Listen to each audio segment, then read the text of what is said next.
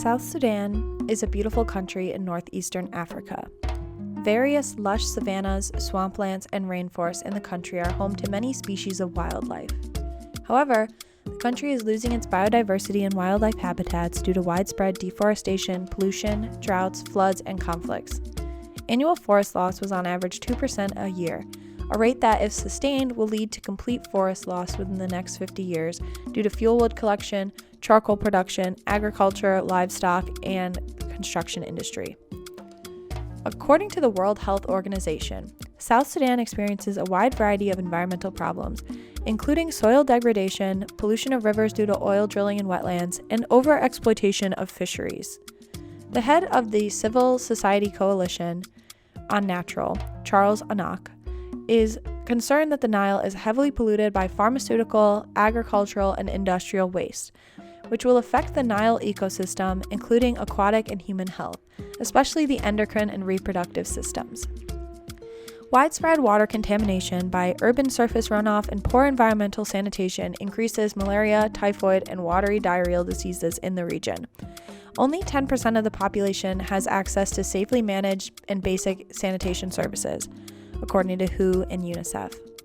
South Sudan is a landlocked country, so many products are imported from countries with more robust recycling programs. Plastic water bottles are made from petroleum products, which makes them complex to recycle. The plastic that is consumed in South Sudan ends up in landfills, where it ultimately makes its way into parks, rivers, and oceans. Quote, "Plastics cover the soil, and the soil has no space to breathe, so the soil's nutrients fade," says Juba resident David Mayang. Environmental Protection Program, a non-governmental organization, is a leader in protecting the environment and combating plastic pollution. The Environmental Protection Program recycling plant, which opened in 2013, recycles 1 ton of plastics every day and provides job opportunities to locals. Another nonprofit organization is Help Food Security and Livelihoods Africa. They collect and burn plastic waste, melting it into a liquid and remolding it into building materials and fertilizers.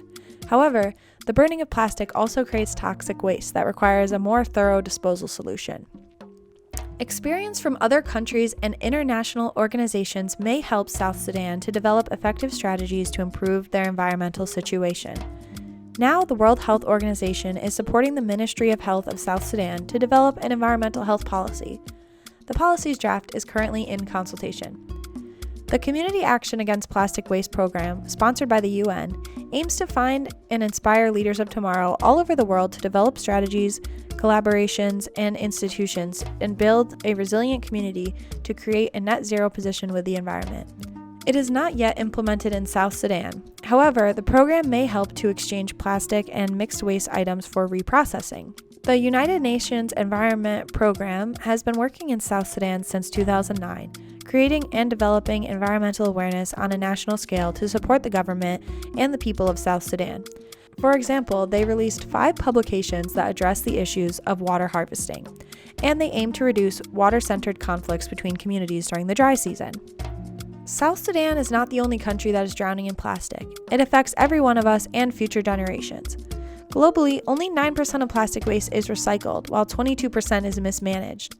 Plastic consumption has quadrupled over the past 30 years, reaching 460 million tons in 2019. Big companies and governments should develop more sustainable strategies. As citizens, we also have the power to change the situation. You may consider voting for and pushing for politicians to pass extensive environmental protection policies. The companies who create and mismanage plastic will not change unless they are forced. You may also find and use companies like the Ecosia search engine that use their ad revenue to plant a new tree for every 50 searches. Ecosia has currently planted 160 million trees, and that number continues to grow each day. Recycle, give old things new life, be mindful of your consumption, and participate in elections. The difficult changes we must make will help ensure a better life for countries like South Sudan and for future generations everywhere.